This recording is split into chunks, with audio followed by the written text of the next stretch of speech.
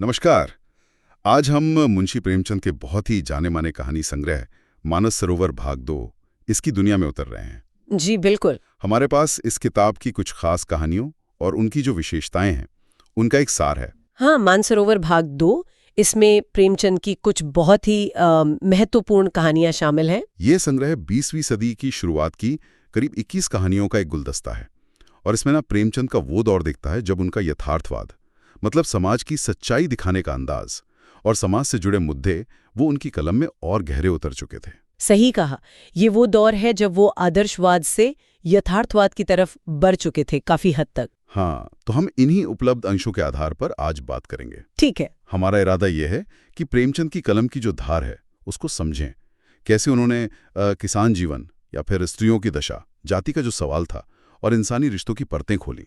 और ये भी टटोलना कि ये कहानियां आज भी हमारे लिए क्या मायने रखती हैं, क्यों। बिल्कुल, यही सबसे जरूरी सवाल है। तो चलिए इस साहित्य खजाने की गहराई में चलते हैं। जरूर। इन कहानियों में जो चीज सबसे पहले ध्यान खींचती है वो है सामाजिक यथार्थवाद, मतलब समाज की जो कड़वी सच्चाइयां हैं उनको बिना किसी लाग लपेट के दिखाना। हाँ। प्रेमचंद ने हाशिए पर धकेल दिए गए लोगों, किसान, मजदूर, औरतें, दलित, इनकी जिंदगी को बहुत बहुत करीब से उकेरा है। हाँ, और कमाल की बात यह है कि वो सिर्फ हालात बयान नहीं करते, बल्कि उस दर्द को, उस बेबसी को एहसास कराते हैं। जैसे सवा सिर गेहूं ले लीजिए। हाँ, उसमें वो दिखाते हैं कि कैसे एक मामूली किसान कर्ज के ऐसे दलदल में धंसता है जिससे निकलना नामुमकिन सा हो जाता है। ये सिर्फ एक कहानी नहीं, ये उस पूरी व्यवस्था पर, उस सोदखोरी के सिस्टम पर एक टिप्पणी है। बिल्कुल। और पूस की रात, हल्कू की लाचारी। उफ, पूस की रात तो गजब है। वो कड़कड़ाती ठंड, वो खेत की रखवाली और फसल को जानवरों के हवाले कर देने की मजबूरी। हल्कू की जो लाचारी है वो किसानों की असलियत का आंखों देखा हाल लगता है ना।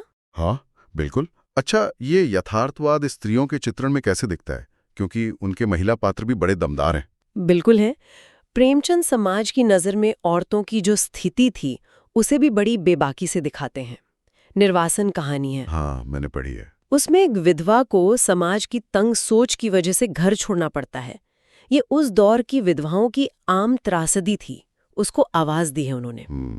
वहीं सुभागी जैसी कहानी में देखिए, घोर गरीबी है, पति का दुर्व्यवहार है, लेकिन उसके बावजूद वो औरत अपने आत्मसम्मान के लिए लड़ती है। सही बात है। तो ये पात्र सिर्फ कहानियों के किरदार नहीं रह जाते, बल्कि उस समय की लाखों औरतों के संघर्ष का प्रतीक बन जाते हैं। तो ये सिर्फ चित्रण नहीं हुआ, ये एक तरह का सामाजिक आईना हो गया। पर क्या प्रेमचंद सिर्फ समस्याएं दिखाते हैं या उन पर मतलब चोट भी करते हैं? चोट भी करते हैं, और बहुत तीखी चोट।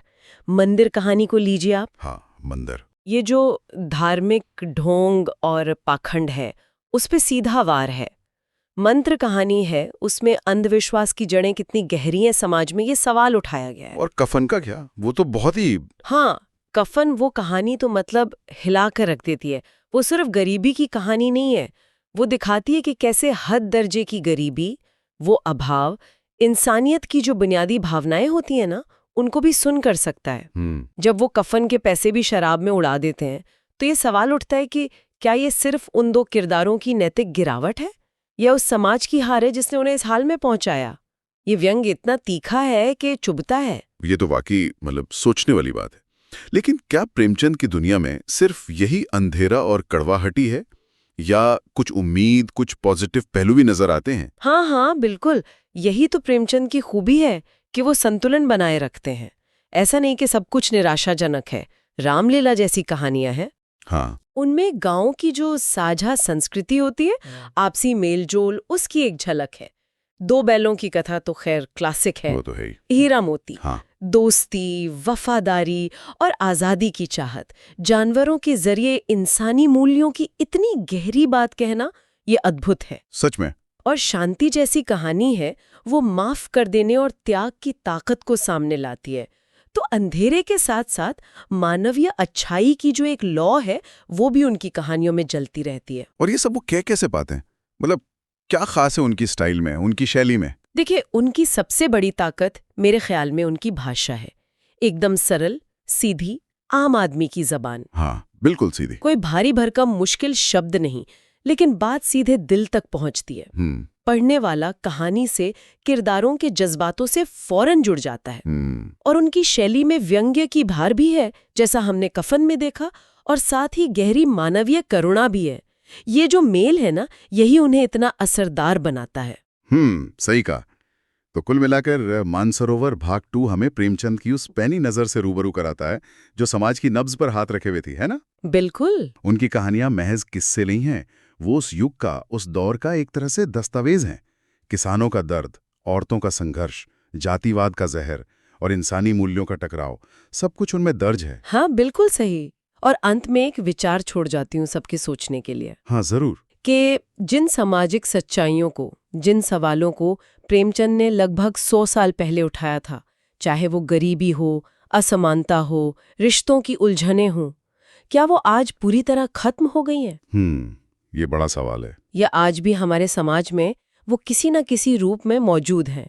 और अगर हैं, तो प्रेमचंद की कहानियां आज हमें उन सच्चाइयों को पहचानने और उन पर सोचने की कौन सी नई नज़र दे सकती हैं? ये सोचने वाली बात है।